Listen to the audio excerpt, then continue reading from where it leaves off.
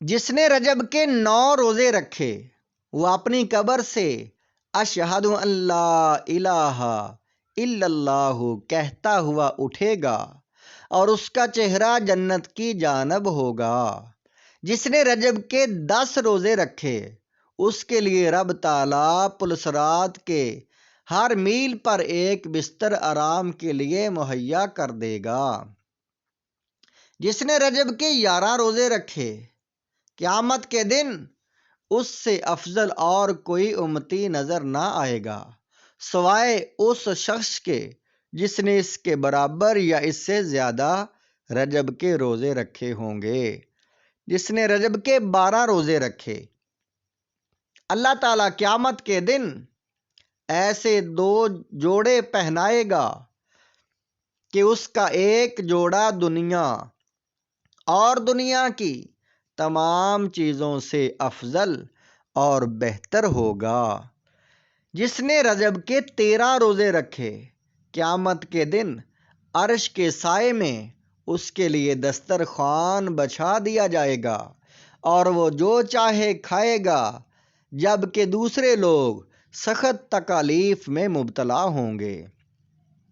جس نے رجب کے 14 روزے رکھے قیامت کے دن اللہ اسے وہ چیز عنایت کرے گا جو نہ کبھی کسی نے دیکھی ہوگی اور نہ کبھی کسی نے اس کے بارے میں سنا ہوگا اور نہ کسی دل میں اس کا خیال گزرا ہوگا۔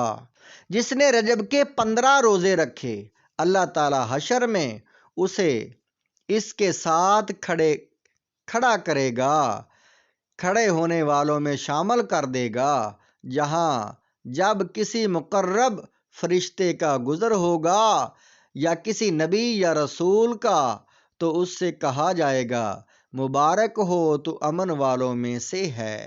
جس نے رجب کے 16 روزے رکھے اللہ تعالیٰ کا دیدار کرنے اور کلام کرنے والوں کی پہلی صف میں ہوگا۔ جس نے رجب کے 17 روزے رکھے اللہ تعالیٰ اس کے لیے پلسرات کے ہر میل پر ایک آرام گاہ مقرر کر دے گا جس میں وہ آرام کرے گا۔ جس نے رجب کے 18 روزے رکھے وہ حضرت ابراہیم علیہ السلام کے قبا میں قیام کرے گا۔ جس نے رجب کے 19 روزے رکھے اللہ تعالیٰ ایک ایسا محل عطا فرمائے گا جو حضرت آدم علیہ السلام اور ابراہیم علیہ السلام کے محلات کے روبرو ہوگا اور وہ ان دونوں انبیاء کو سلام و نیاز پیش کرے گا۔ وہ دونوں انبیاء اس کو جواب دیں گے۔ جس نے رجب کے 20 روزے رکھے تو آسمان سے ایک منادی ندا کرے گا کہ اے اللہ کے بندے تیرے تمام گناہ معاف کر دیے گئے، تو بخش دیا گیا، اب جس قدر تیری عمر باقی ہے ان میں نیک اعمال کر۔